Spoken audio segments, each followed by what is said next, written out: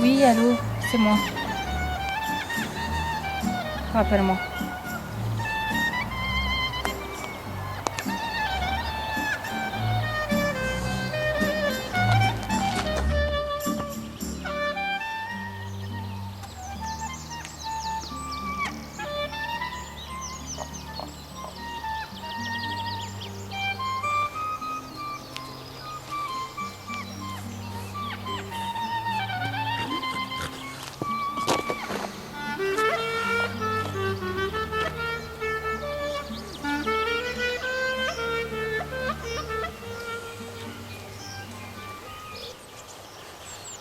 Je vous avoue que je suis inquiète.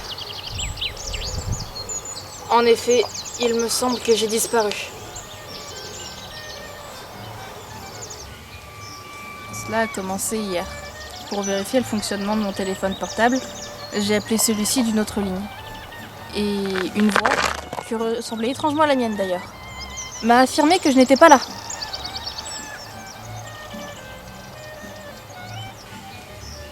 Or, j'étais bien là, puisque je m'appelais.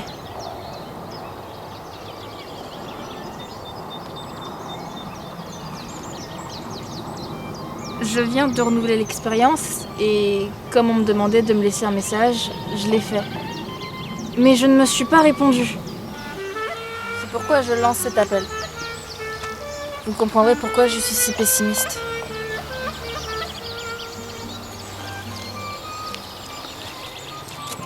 Enfin, si vous me trouvez, téléphonez-moi.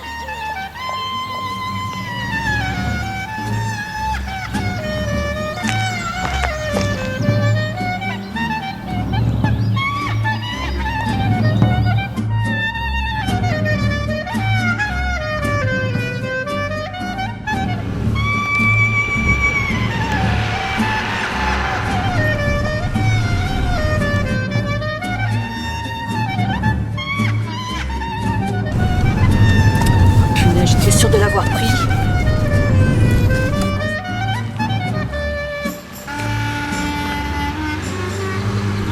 Oh, c'est dingue.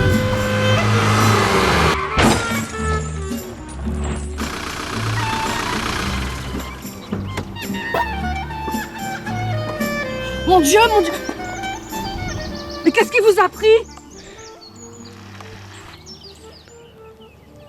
Je sais pas, je marchais et je me souviens plus.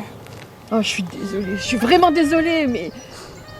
Oh, je suis désolée, en fait, je vous avais pas vu. Vous croyez que j'ai disparu? C'est peut-être pour ça que vous m'avez pas vu.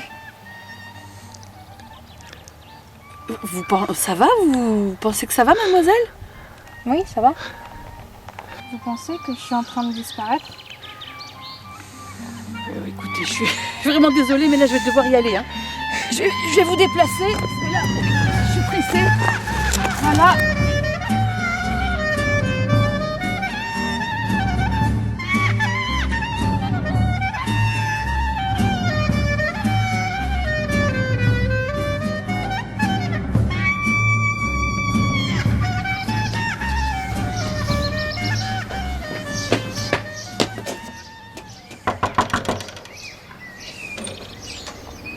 Bonjour, monsieur le directeur.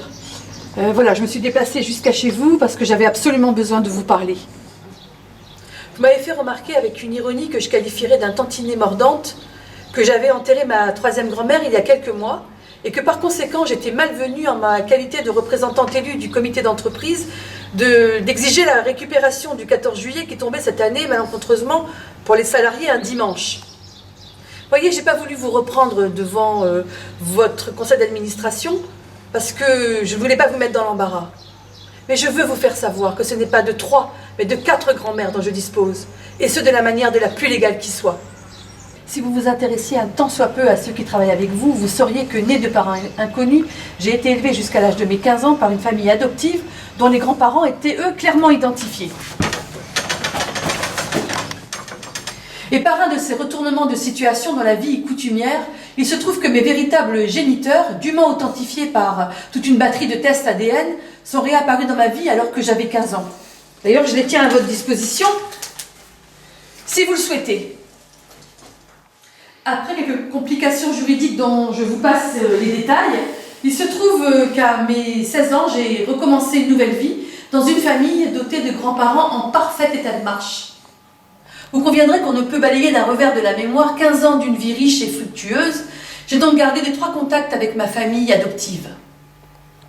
L'homme intelligent que vous êtes calculera aisément et conviendra parfaitement que le chiffre de 4 grands-mères correspond donc à la plus authentique des réalités.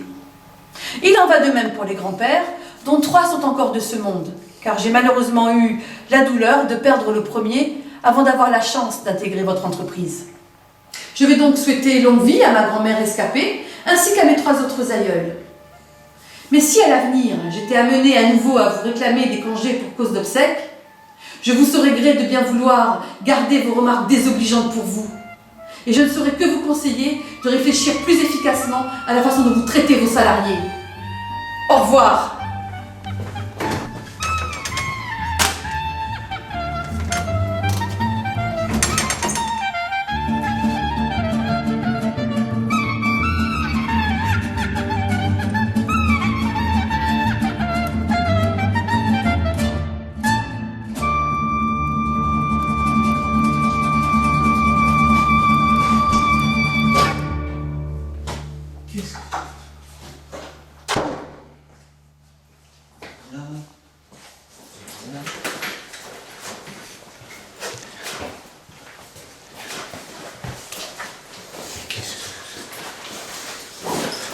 Pardon. Excusez-moi. Possible, enfin. Je vous ai pas fait mal. Vous n'avez pas vu qu'il y avait quelqu'un qui était en train de marcher, là? Je cherche le bureau de la conseillère d'éducation. Le bureau de qui? De la conseillère d'éducation. La quoi? Le bureau de la conseillère principale d'éducation.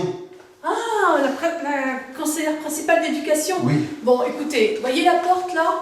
Oui. La porte jaune, en fait. Bon, ben, vous prenez la porte jaune, et puis vous tournez à gauche. Vous comptez, il y a 3 portes rouges. 3 portes rouges. Après, vous contournez. Les portes rouges? Non, il y a un poteau, vous contournez le poteau, Oui. et puis il y a 2 portes vertes. Deuxième porte verte, c'est ça? Non, pas deuxième porte verte. 3e porte rouge. Et puis vous contournez, et puis après, c'est la 2e porte verte. Je contourne le poteau, et deuxième porte, droite ou verte, gauche. Oh là là, vous comprenez rien, vous, vraiment. Hein. Mais d'habitude, c'est ma femme qui vient, et là, j'ai pas l'habitude, moi. Vous comprenez rien, vous, vraiment. Hein. Bon, je vais vous faire un plan. Bon, regardez, hein. Vous la voyez, la porte jaune, là? Oui. Bon, ben ça, c'est la porte jaune. Ok?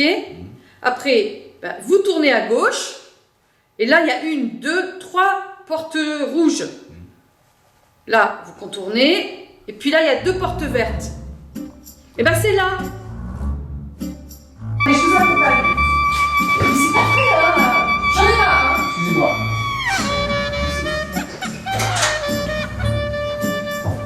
On va finir.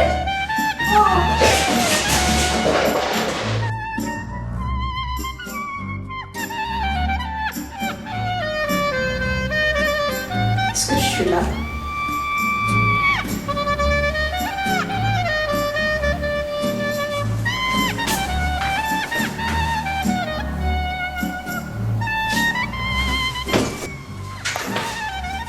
Mais merde!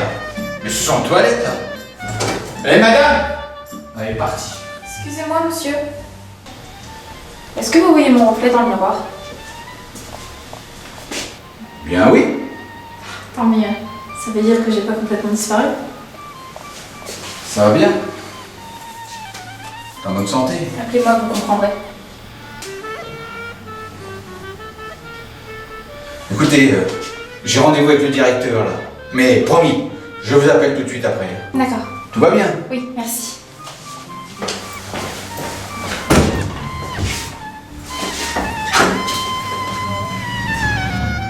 Mais il a pas mon numéro.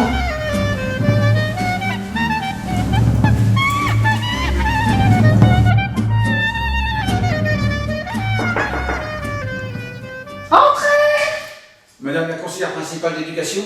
Oui. Bonjour. Bonjour.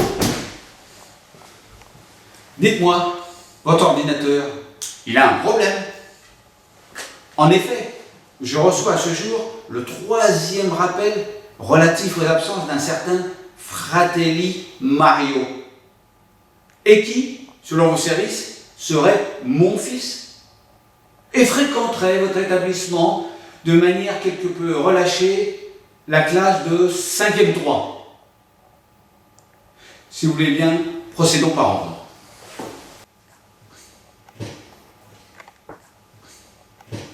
Et donnons acte tout d'abord à votre système informatique du seul élément qui correspond à ma fiche d'état civil. Je m'appelle bien Fratelli. Arnaud Fratelli, pour vous servir. Mais en aucun cas, je n'ai de fils qui se prénomme Mario. D'ailleurs, je n'ai pas de fils, mais 3 filles, Claire et Laurine, qui ne rentrent pas dans votre système informatique, non, puisqu'elles sont respectivement infirmières en Belgique pour la première et étudiantes à Angers pour la seconde. Comment? Marion? Oui, Marion, c'est bien ma 3e fille. Elle est bien inscrite sur vos listes. Mais en classe de 3e 5 et pas 5e 3. Nous arrivons à la fin du mois de mai. Et comme ça fait la 17e lettre de rappel que je reçois sur ma fiche d'état civil familial, et que c'est la 15e fois que je vous écris afin que vous puissiez effectuer toutes les modifications. Au début, je vous ai appelé, ayant encore à cette époque une relative confiance en l'efficacité de vos services. Mais là, je suis obligé d'établir des hypothèses à votre propos. Premièrement, vous ne répondez pas au courrier qui vous est destiné. Deuxièmement, vous ne savez pas vous servir d'un ordinateur. Troisièmement, vous vous fichez du monde. Et quatrièmement, vous n'existez pas. Remarquez, la dernière peut vous excuser et vous dédouanerait de tous ces agissements incohérents.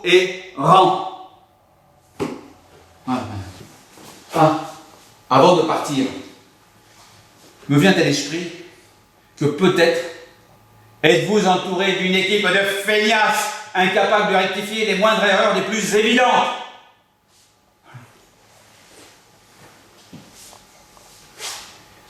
Au point où nous en sommes, j'aimerais quand même vous signaler que j'habite pas la rue du Chacal à Villiers-le-Gland, mais la rue du Canal à Villiers-le-Grand. Mon facteur, lui, qui a moins de diplômes que vous, et moins de circuits électriques que tous vos ordinateurs, eh bien lui, il a corrigé de lui-même. Madame,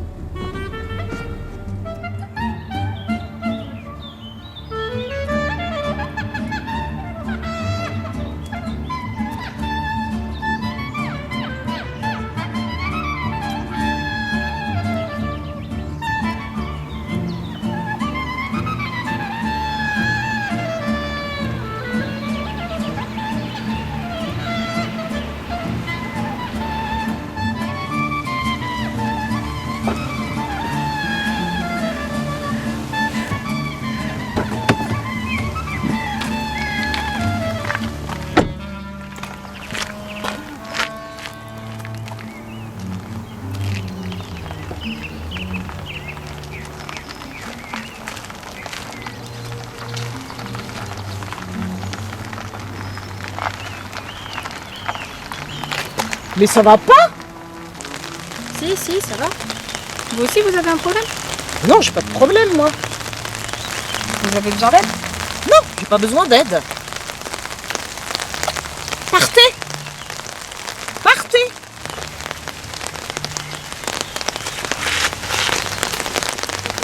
Non! Non, partez! Partez! Oh, non! Vous savez, j'ai disparu. Non!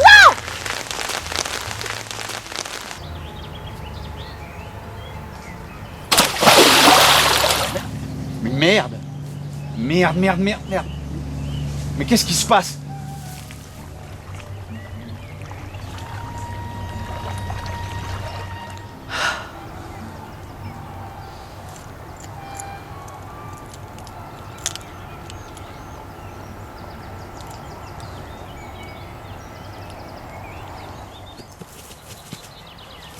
Eh oh, madame, ça va? Pas de blessés? Eh oh, madame! Madame! Eh oh, j'ai vu la voiture tomber et j'ai eu peur. Madame?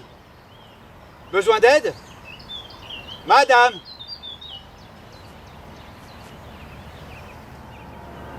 Non, ça va.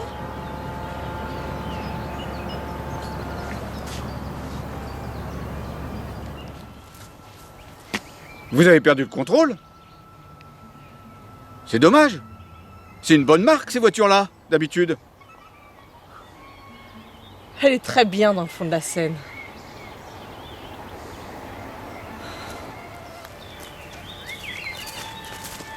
Mais on va quand même pas la laisser là? Laissez tomber, mon vieux. Ce serait trop long à raconter. Et vous seriez pas du genre boîte automatique, vous? Ben non, j'ai un scooter. Vous pouvez me déposer sur la route?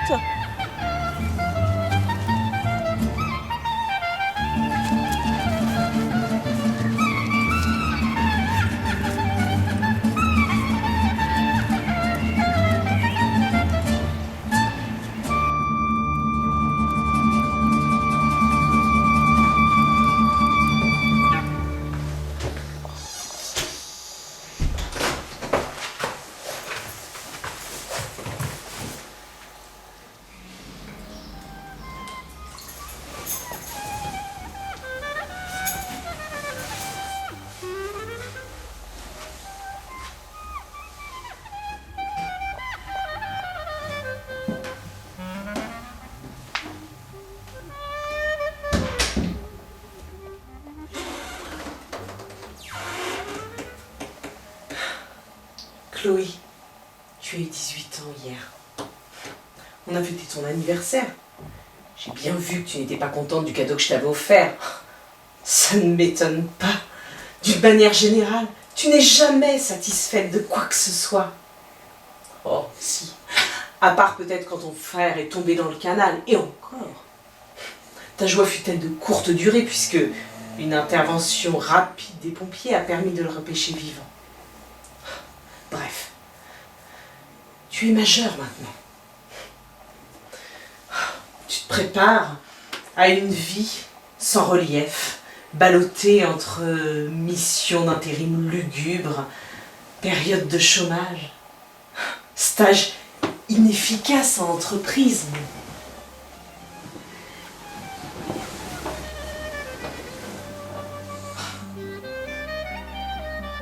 Et ce n'est plus ma responsabilité.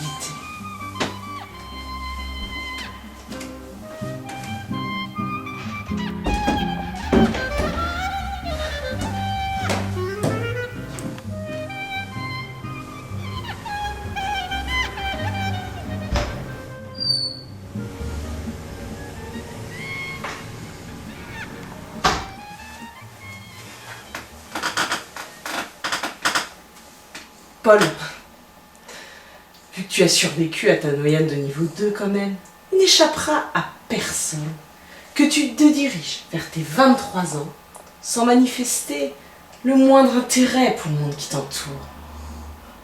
Lequel te le rend bien. Les 23 années de ta vie seront donc résumées à une grisaille monotone dont le seul moment un peu excitant aura finalement été ta chute dans le canal. Tu es légalement majeur, même si je doute que tu atteignes ne serait-ce que l'âge de la raison.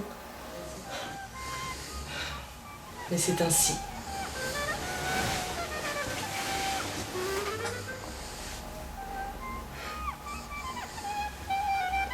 Ton avenir est tout tracé. Il est promis à l'indifférence générale. Et je ne veux surtout pas déroger à la règle.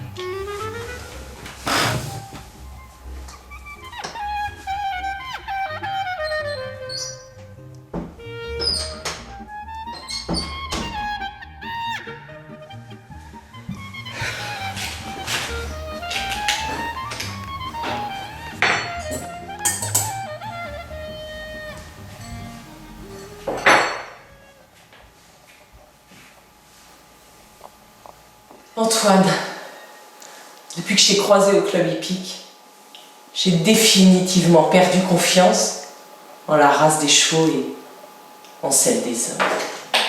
Après 25 ans de vie commune, j'ai acquis la ferme conviction que tu ne t'intéresses qu'à une seule chose, ta voiture.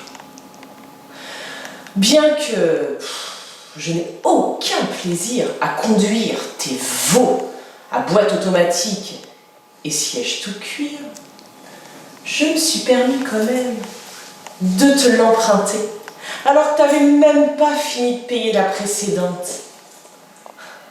pour la foutre dans la Seine. Je ne te dis pas exactement où elle se trouve, ce serait trop facile. Vois avec ton copain de la police municipale, dis-lui de faire draguer le fleuve entre deux écluses. Il n'y a guère que 17 km. Et puis ça promènera son équipe de bras cassés qui pourront enfin justifier leur salaire. Au fait, pour midi, j'ai mis des lasagnes dans le micro-ondes. C'est prêt, vous appuyez sur le bouton, 3 minutes. Et après, débrouillez-vous.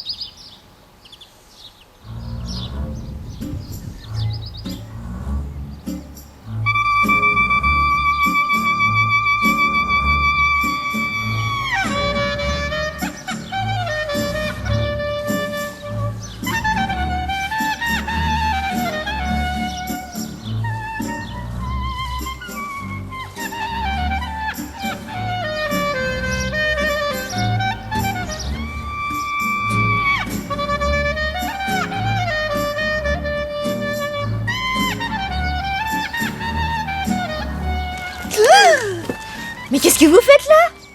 Vous m'avez vu? Bien sûr que je vous vois, on voit que vous. Qu'est-ce que vous faites là? Je me suis perdue. C'est un parc. Il y a une entrée là, il y a une entrée là-bas. Sortez. Allez, oust. Allez voir ailleurs si j'y suis. Vous pensez que j'y serai aussi? Mais j'en sais rien moi, allez, oust.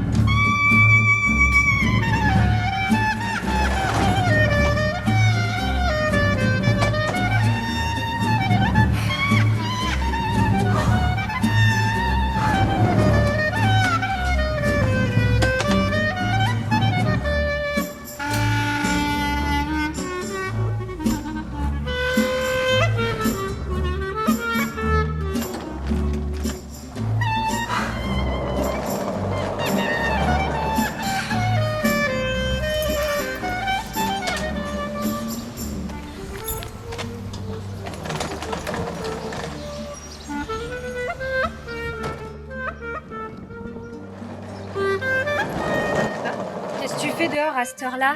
T'es matinale, c'est pas dans tes habitudes. Justement, il faut changer ses habitudes.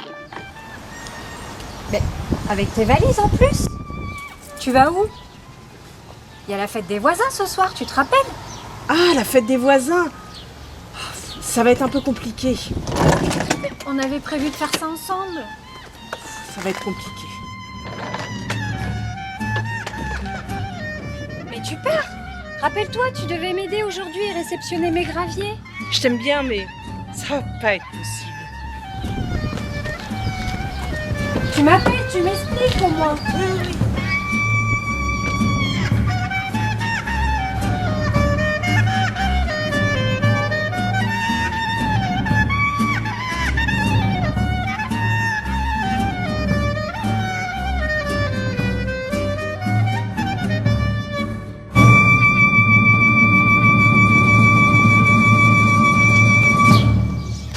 Oh putain.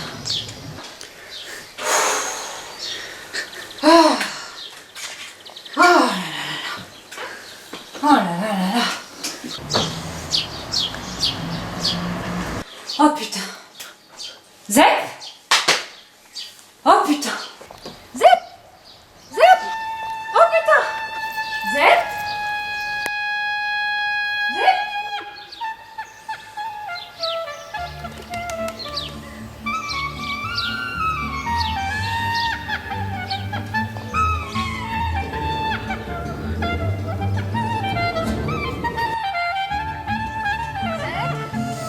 Zep. Zep. Viens mon chien, Zep.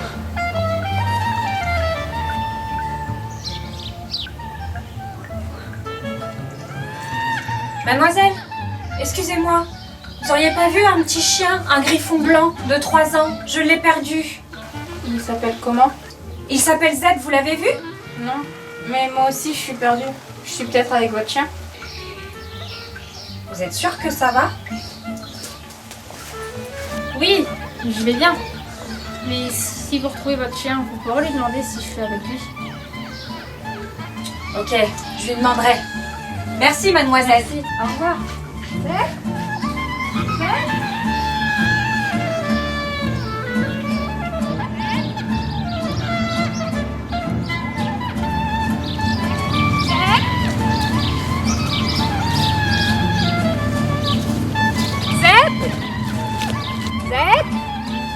Zep. Zep. Zep. Vous cherchez votre chien? Oui, bonjour. Oui, Bonjour. vous savez, mon petit griffon. Ah oui, je connais bien, le gueulard. Qui m'empêche de faire la sieste tous les après-midi. Oui, bah il a disparu depuis ce matin, je cherche partout. Vous l'auriez pas vu par hasard? Non, mais je comprends mieux pourquoi j'ai si bien dormi cet après-midi. Ouais, Justement. Et vous n'allez pas m'aider à chercher? Non. Et puis, si vous le retrouvez pas, à la rigueur, je m'en porterai pas plus mal. Ah bah ça m'étonne pas de vous. Bah je vous laisse à votre sieste, je vous remercie pas. Je vais chercher. Zep. Zep.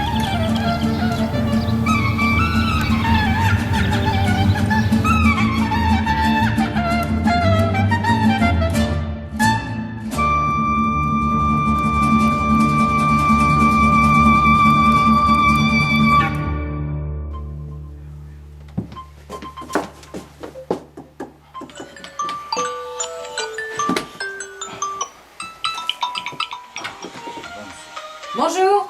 Bonjour. Oui, je vous dérange, excusez-moi, vous êtes le responsable des livraisons? Oui. Je viens vous voir, j'ai commandé jeudi dernier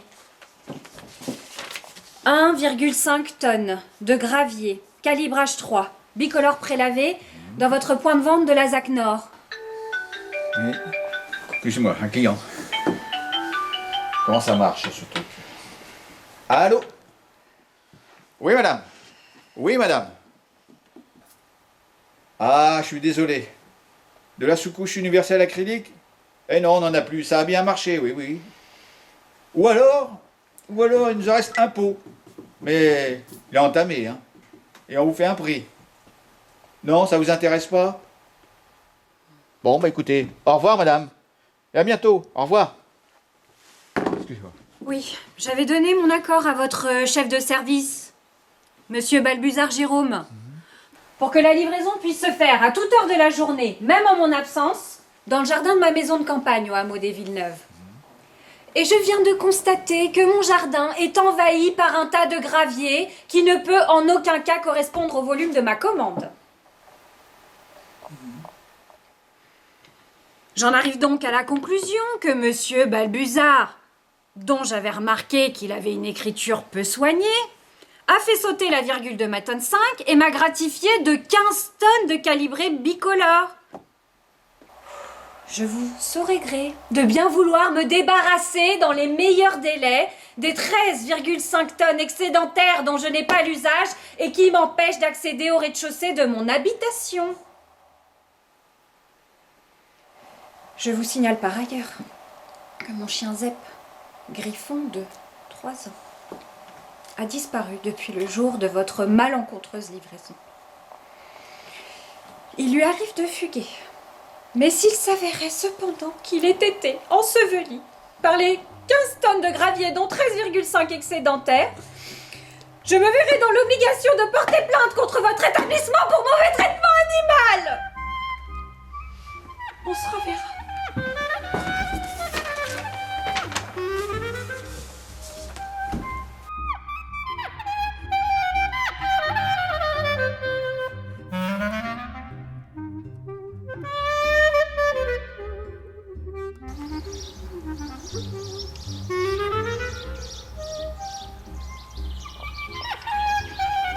Allô, ma petite Véro?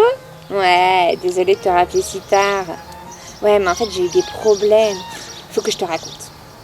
Tu te rappelles que j'avais trouvé un job plutôt sympa? Enfin, sympa, tu vas voir justement. Je faisais Blanche-Neige à Disney. Ouais, moi c'est plutôt le bon filon. Bon, pas trop bien payé, mais il y a pire. Faut s'habituer à la perruque. Mais quand t'es dans le coup et qu'il fait beau, tu te promènes dans les allées du parc et c'est plutôt sympa. Ouais, au début j'aimais bien. T'as un peu l'impression d'être une vedette. Ouais, même si on est plusieurs à se relayer et que personne ne sait vraiment qui on est, t'as tous les enfants qui te sautent dessus. Les adultes aussi parfois. Même qu'on nous colle un vigile pour vérifier que ça vire pas trop à l'émeute. Ouais, bon, mais bien sûr, au bout d'un moment, tu te lasses. Et avec le sourire béat qu'il faut garder toute la journée, j'avais les muscles du visage qu'on pouvait plus. Et certaines nuits, j'avais l'impression que mon sourire ne disparaissait qu'au petit matin. Toujours est-il que ça aurait pu continuer comme ça longtemps. Si un jour, un petit connard, 10 ans à peine, tu te rends compte, m'avait pas carrément foutu une main aux fesses. Alors là, tu me connais, à l'instinct quoi, je lui retourne une torgnole qui l'envoie valdinguer dans le labyrinthe d'Alice. Un truc à la con avec des buissons et des jeux de partout. Mon vigile va le chercher en creusant au passage un trou énorme dans des buissons qui sont taillés au ciseau tous les matins et en déréglant les circuits d'eau qui se mettent à arroser tout le monde. Mon vigile revient avec le nain rouge brique. Enfin, le nain, tu me diras, ça tombe plutôt bien pour mon rôle. Hein. Le nain qui se met à beugler. Tiens-toi bien. C'est Blanche-Neige qui m'a foutu une baigne. À la limite, ça aurait pu en rester là.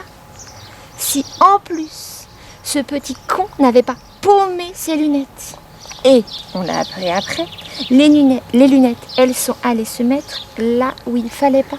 Parce qu'elles sont tombées dans le petit circuit d'eau qui relie les jets d'eau et qui contribue à alimenter en eau la grosse attraction des poupées. Et les lunettes, elles sont allées bloquer tout le truc pendant 4 heures. Mais j'anticipe. Le vrai problème, ça a été la maman. Une blondasse teigneuse qui s'est jetée sur moi en essayant de me griffer pendant que son mari hurlait « J'ai pas payé 59 € pour que mon gamin se mange une baffe !» Ça, c'est encore aggravé avec mon pote Tristan. Oui, celui qui était amoureux de moi depuis le lycée et que j'avais réussi à faire engager pour faire Balou, l'ours du livre de la jungle. Il était derrière, enfin à côté de moi, avec Mowgli.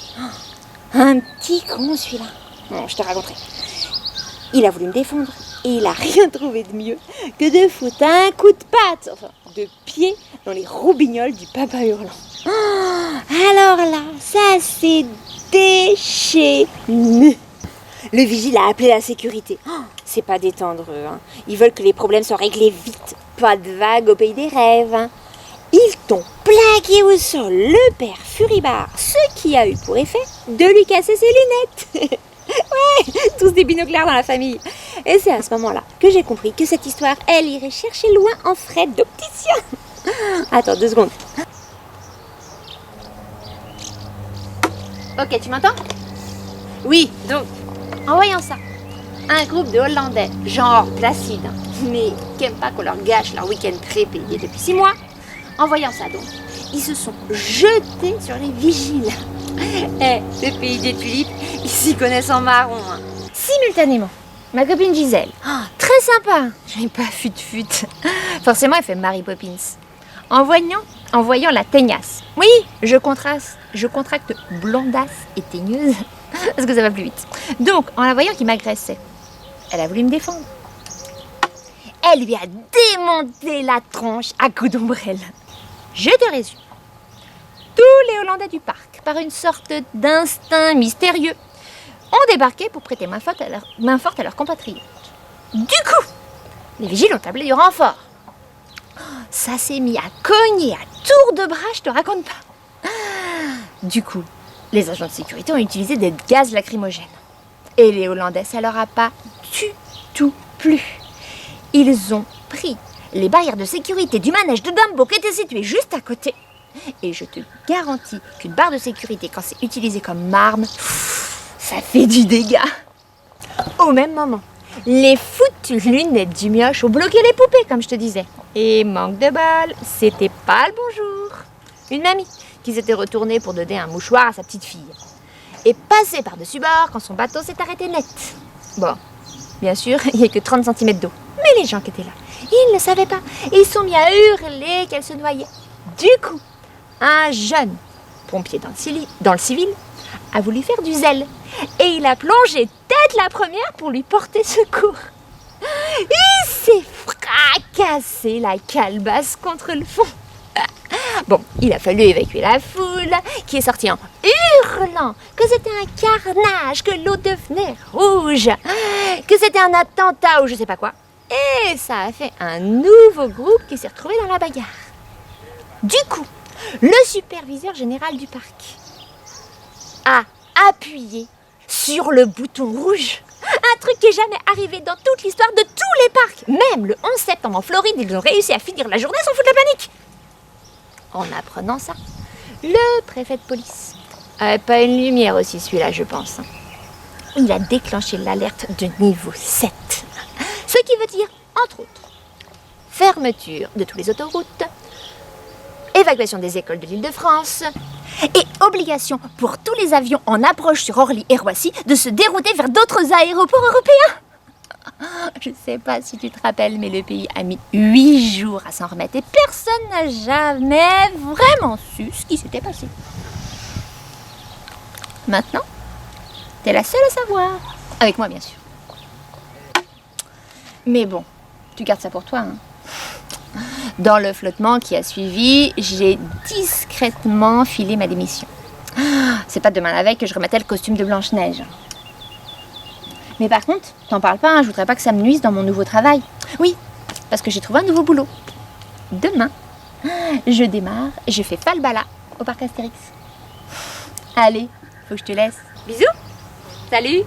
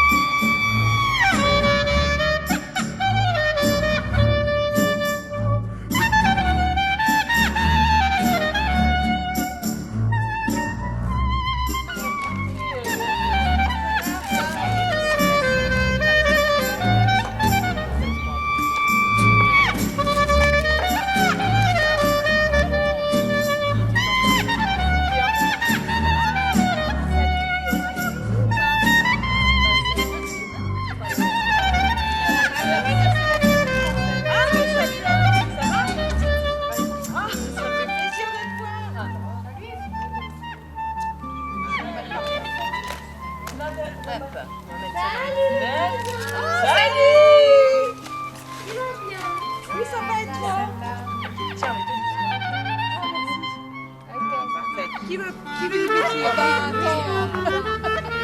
C'est la fin. Parce que moi, je vais leur prendre le petit. Ah bon? Non, bah moi, je veux plutôt blanc, moi. Ah oui, ouais, Ouais, je suis Oh là là.